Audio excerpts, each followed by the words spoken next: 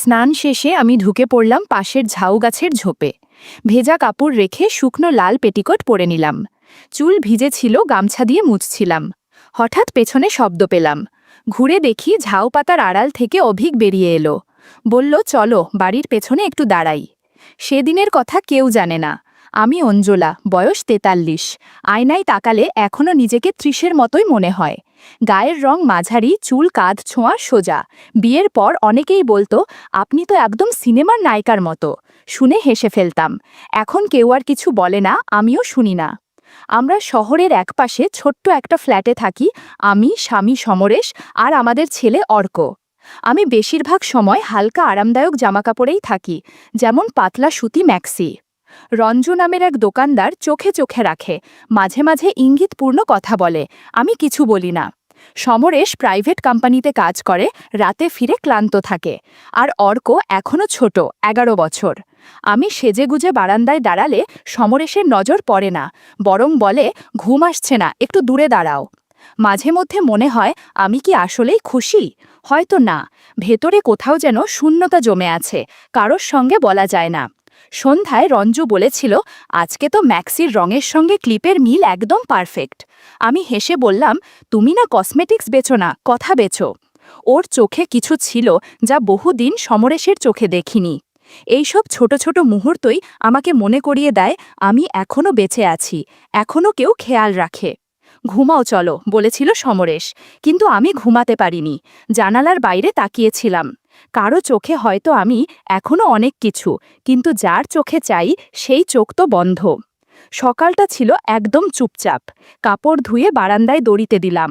অর্ক তখনও ঘুমিয়ে, সমরেশ অফিসের জামা পরছে। এমন সময় ফোন বাজল। স্ক্রিনে গ্রামের বাড়ি। ওপাশে কাকা গলা, বৌদি, গোবিন্দ কাকা আর নেই। মনটা খালি হয়ে গেল। বহুদিন দেখা নেই, তাও ওনার অস্তিত্ব ছিল বাড়ির মাটির মতোই। সমরেশ জানল, বলল, আমার যাওয়া সম্ভব না, তুমি বরং অর্ককে নিয়ে চলে যাও, খরচ আমি পাঠিয়ে দিচ্ছি। ওর গলায় অনিচ্ছার চেয়ে বেশি ছিল উদাসীনতা। পরদিন খুব সকালে ট্রেন। ব্যাগ গোছালাম। গায়ে ছিল আরামদায়ক একটা পাতলা ম্যাক্সি, তার ওপর একটা হালকা ওড়না। ট্রেনে ভিড়, গরম, সেটাই বেশি ভাবছিলাম। আমার পাশে বসেছিল এক যুবক, চুপচাপ প্রথমে, তারপর একটু নড়েচড়ে বসল। একবার তার হাত ছুঁয়ে গেল আমার কাঁধ ঘেঁষে, বলল, সরি। আমি বললাম, ঠিক আছে। মনে হচ্ছিল তার দৃষ্টি একটু বেশি মনোযোগী। বাতাসে কাপড়টা গায়ে লেগেছিল, আমিও ওড়না একটু গুছিয়ে নিলাম। কিছুক্ষণ পর ও বলল, কাকিমা, পানির বোতলটা খুলে দেবেন? আমি খুলে দিতেই আঙুল ছুঁয়ে গেল তার। খুব স্বাভাবিক, কিন্তু মনে একটু অন্যরকম লাগল। ও নামার সময় বলল, আপনার চুলটা একদম সাবিতা বৌদির মতো। আমি চমকে তাকাতেই সে ভিড়ে মিলিয়ে গেল। ট্রেন চলছিল, আমি শুধু জানালার বাইরে তাকিয়ে ভাবছিলাম। কিছু মুহূর্ত থাকে যেগুলো শুধু শরীর বুঝতে পারে, মন জমিয়ে রাখে, কিন্তু বলা যায় না। দুপুরের পর পৌঁছালাম গ্রামের স্টেশনে। উঠোন, পুকুর, আম গাছ সব যেন ফিরে এলো অনেক বছর আগের মতো। দাদা বলল, অঞ্জলা বৌমা, অর্ক তো একেবারে মাস্টারমশাই হয়ে গেছে। আমাকে ঘর দেওয়া হলো এক কোণার ঘরে। মাটির মেঝে, কাঠের খাট, জানালার পাশ দিয়ে আসা হাওয়া। ব্যাগ রেখে বসতেই মনে হলো অবশেষে একটু শান্তি। শ্রাদ্ধের জন্য গ্রামে এলেও ভেতরে ভেতরে বুঝছিলাম, এ সফরে শুধু বিদায়ের নয়, কিছু নতুন গল্পেরও শুরু হতে চলেছে, যার ইঙ্গিত হয়তো আজ রাতেই আসবে। সকালের রোদ উঠোনে এসে পড়েছে। আমি রান্নাঘরের জানালা দিয়ে বাইরে তাকিয়েছিলাম। হঠাৎ এক যুবক এসে দাঁড়ালো দরজার পাশে। হালকা ঘাম, চোখে সোজা দৃষ্টি। বলল, আপনি কি অর্কর মা? আমি হেসে বললাম, হ্যাঁ। সে চোখ সরালো না, বরং দৃষ্টি যেন একটু বেশি সময় আটকে রইল আমার মুখে। বলল, আমি অভিক, দাদুর বাড়ি এসেছি। আমি মাথা নাড়িয়ে ভেতরে চলে আসলাম। কিন্তু একটা অনুভব রয়ে গেল, ওর দৃষ্টিতে শুধুই দেখা ছিল না, যেন কিছু বুঝে নেওয়ার চেষ্টা। দুপুরে খাওয়ার পর শরীরটা ক্লান্ত হয়ে পড়েছিল। আমি পাতলা ব্লাউজ আর পেটিকট নিয়ে পেছনের বাথরুমে গেলাম। ওদিকেই পুকুর, আর চালার ওপরে কিছু ভেন্টিলেটর। স্নানের সময় ভেজা কাপড় গায়ে লেগেছিল, একটু অস্বস্তি হচ্ছিল। আলো ছায়ায় চেহারার রেখা ভেদ করে যেন নিজেকেই নতুন করে অনুভব করছিলাম। ওদিকে উঠোনে অর্কসহ কিছু ছেলে খেলছিল। হঠাৎ বলটা চালার ওপর গিয়ে পড়ে। অভিক বলল, আমি নিয়ে আসি। হাসতে হাসতে সে উঠতে লাগলো চালায়। বল তুলতে গিয়ে হঠাৎ চোখ পড়ল ভেন্টিলেটরের ফাঁক দিয়ে। এক ঝলক সে হয়তো আমাকে দেখেছিল। পেছন ফিরে দাঁড়িয়ে ভেজা চুলে গামছা দিয়ে মাথা মুছছিলাম। সে মুহূর্তে কিছু বলার ছিল না, কিন্তু তার চোখে যেন স্থিরতা হারিয়ে গিয়েছিল। আমি ভেতর থেকে ডাকলাম, অর্ক, বাইরে আছিস? অভিক চমকে উঠল, বল হাতে নিচে নামল, কিন্তু তার চোখে তখনও সেই মুহূর্তের এক ঝলক জমেছিল। সন্ধ্যায় পুকুর পাড় দিয়ে হেঁটে আসছিলাম, দেখি সে উঠোনে বসে বল ঘোরাচ্ছে। আমি বললাম, আজকের বলটা তো কাজে দিল? সে তাকিয়ে হেসে কিছু বলল না, শুধু সেই চেনা দৃষ্টিটা আবার ফিরে এলো, যা চালার ওপর থেকে শুরু হয়েছিল। রাতটা কেমন যেন নিঃশব্দে মোড় নিচ্ছিল। ঝিঝির ডাক, গরম হাওয়া আর চারপাশের নিস্তব্ধতা যেন ভেতরের কোনো দোলানো ভাবনা জাগিয়ে তুলছিল। ঘরে সবাই ঘুমিয়ে পড়েছে। আমি অর্কর পাশে শুয়েছিলাম, কিন্তু ঘুম আসছিল না। একটু হাওয়া লাগবে ভেবে দরজার কপাটটা সামান্য খুলে দাঁড়ালাম। গায়ে ছিল একটানা পরা পাতলা ম্যাক্সি, চুল খুলে পেছনে ফেলেছিলাম। এই গ্রামে এমন আরামেই সবাই চলে, মেয়েরা যেমন, আমিও। বাইরে কেউ কিছু বলে না। আমি জানতাম না কেউ হয়তো দেখছেও। টিউবওয়েলের পাশে দাঁড়িয়ে অভিক জল খাচ্ছিল, হয়তো কিছু ভাবছিল। হঠাৎ ওর চোখ পড়ল আমার ধরের দিকে।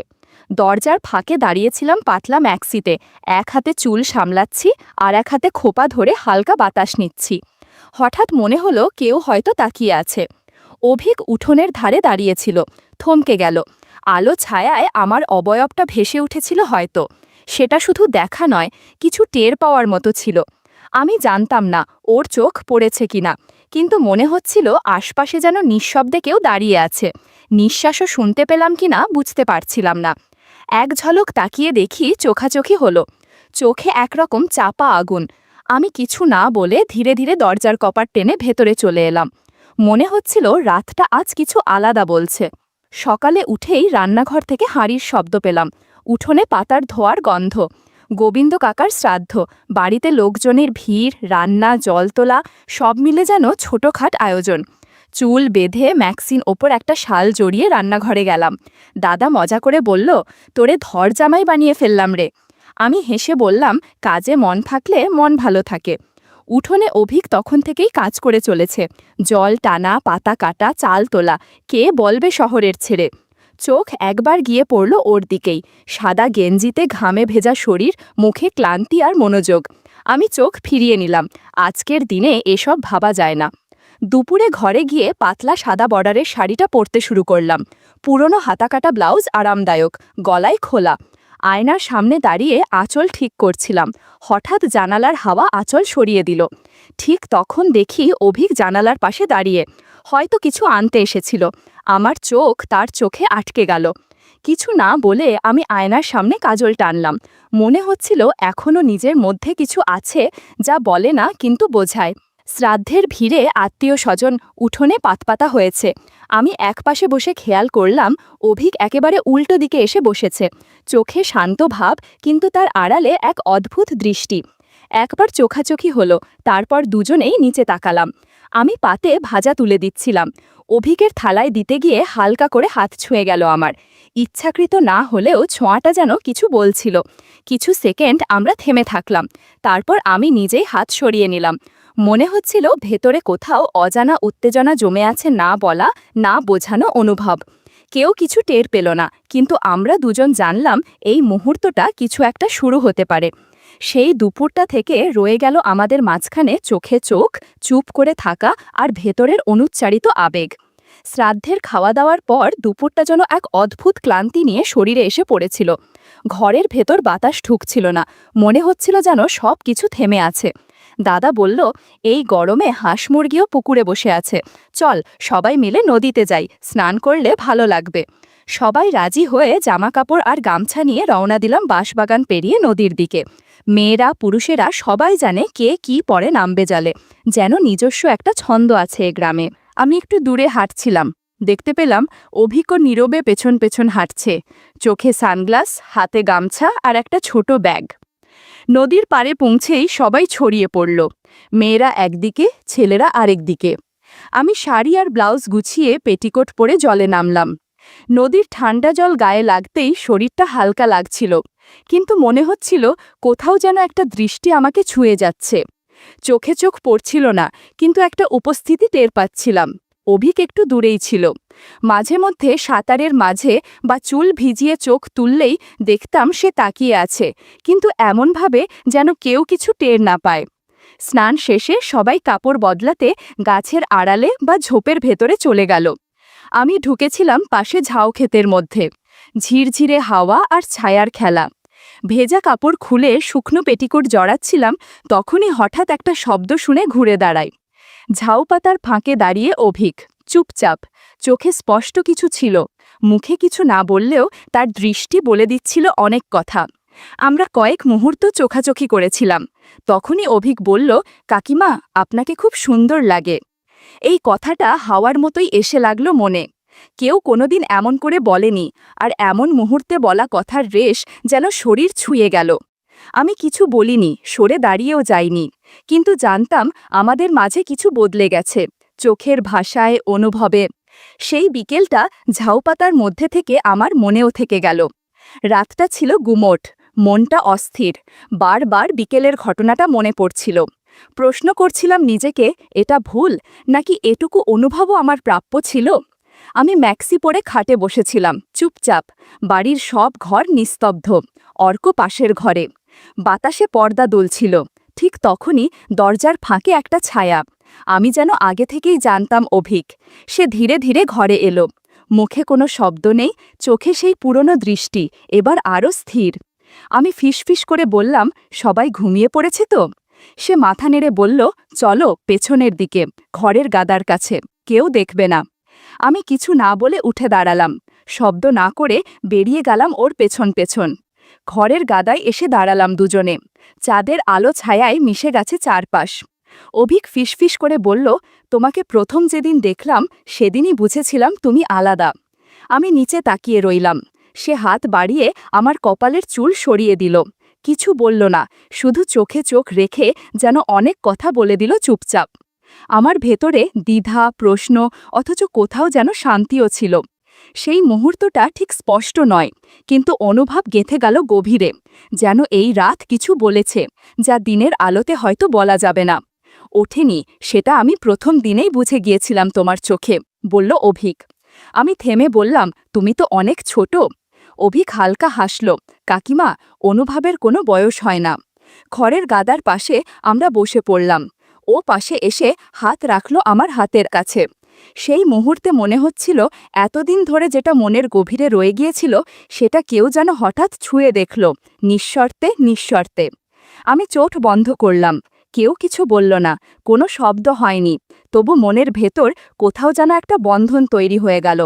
রাতটা নিঃশব্দ, অথচ অদ্ভুতভাবে স্পষ্ট ছিল। আমি অনুভব করলাম চুপ করে কারো পাশে থাকাও গভীর ভালো লাগার মতো। ভোরের আলো ফোটার আগেই অভিক পেছনের রাস্তা ধরে হেঁটে বেরিয়ে গেল। আমি শুধু চুপচাপ তাকিয়েছিলাম, ও ফিরে তাকায়নি। আমি ডাকিনি, কারণ কিছু অনুভব মুখে বললে হয়তো তার জাদু ভেঙে যায়। সেই রাত, সেই মুহূর্তগুলো শব্দহীন, কিন্তু থেকে গেল আমার মধ্যে।